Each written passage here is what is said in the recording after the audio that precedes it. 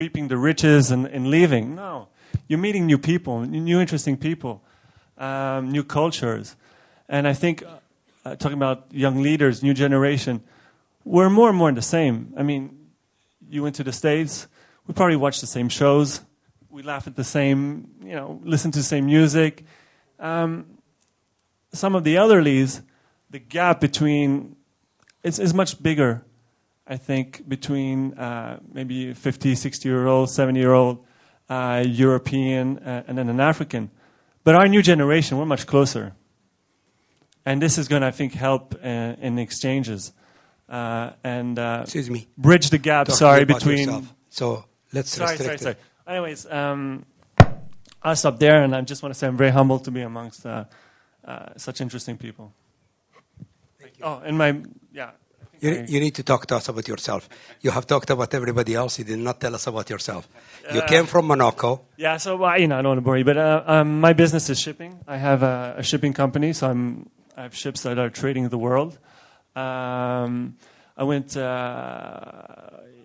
created my company in 2005. Today I have 6 Panamax size ships, container ships. 2008, 2009 was disastrous for us. I got a big slap in the face. I did start to think I was quite good and starting to make money, and then 2008 2009 put my feet back on the ground, and I think and it's open again, and it's pushed me to do new things, to diversify. So now I'm looking into doing business in Africa, in the energy sector. Our next speaker.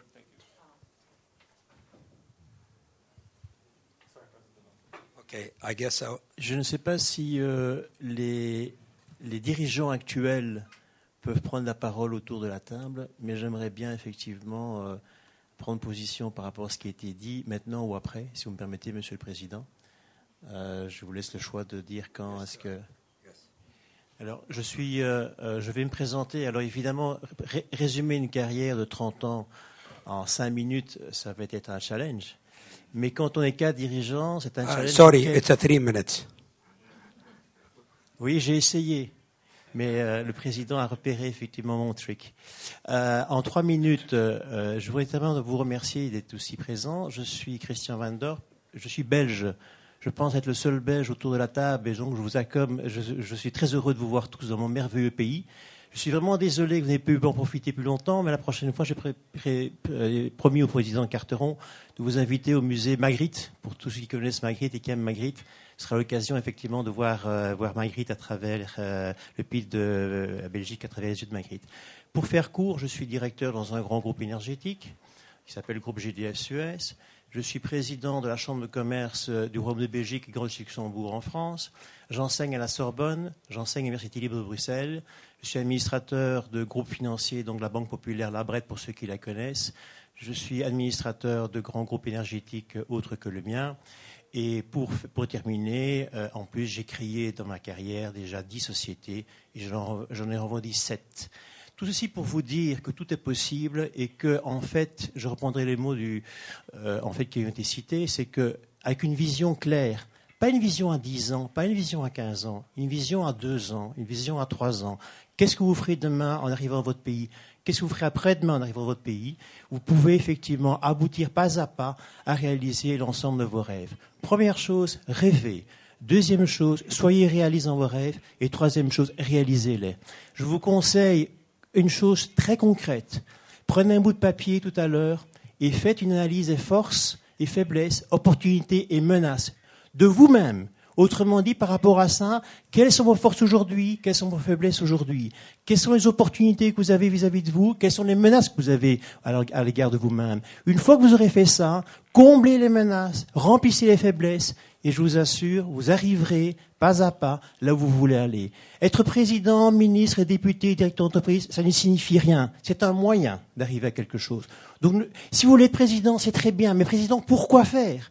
Être ministre, pourquoi faire? Être directeur, pourquoi faire? Je vous en prie, soyez réaliste par rapport à vos rêves.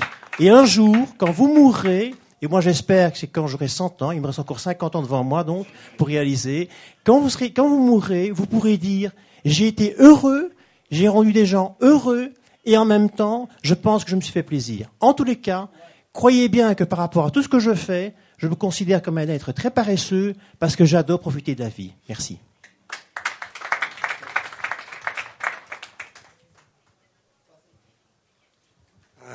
I fully agree with you, but I would like your dream to be a daydreamer, not a night dreamer. And the difference between a daydreamer and a night dreamer, when you dream at night, when you wake up, it's nothing but a dream. But when you dream with your eyes open, you see your dreams in front of you and you live it. Thank you.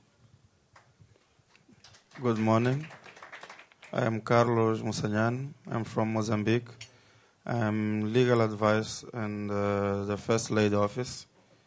My dream is, I believe, if we are together, we can fight against poverty. Thank you. Now I will turn the microphone to our co-chair. And he will give us a few words, and then we'll turn back to Amina Amrouche. I'm sorry, Amina, I have interrupted you twice. But right after Amina, we will turn back again the microphone, and everybody have a chance to talk. I'll share a little bit of knowledge with you on why did I say you have to write your dreams. There was a study. They did it in a big famous university. They got 10,000 students, and each one of them, they said, write your goals, or what are your goals? And they asked them a lot of questions. And then 25 years later, luckily they caught most of them. And they asked the peoples what was their success. It was only 3% that they were very, very successful.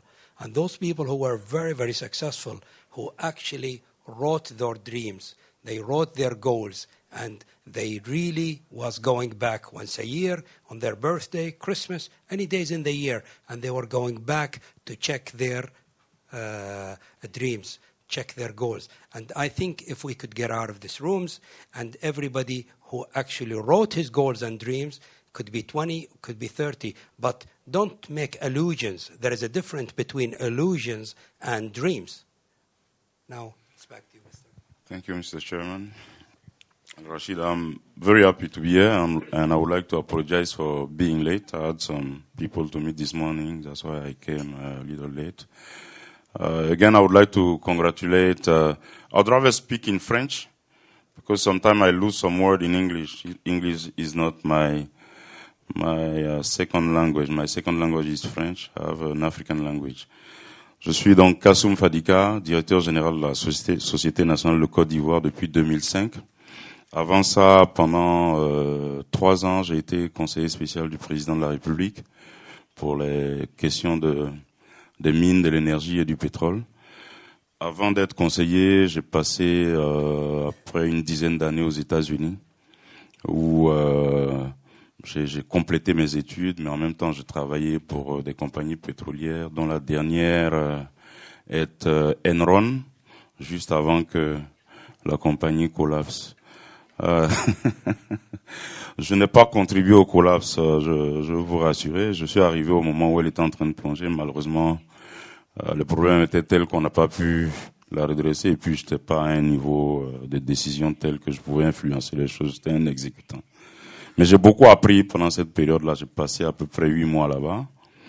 J'ai beaucoup appris pendant cette période-là et j'ai appris que il faut savoir travailler sous une forte pression en toutes circonstances. Et pour moi qui suis un Africain, je pense que c'est une leçon qui est très très importante. En dehors de ça, j'ai vécu une vingtaine d'années en France, Belgique, États-Unis, un peu Italie. Je me suis promené, je cherchais ma voie.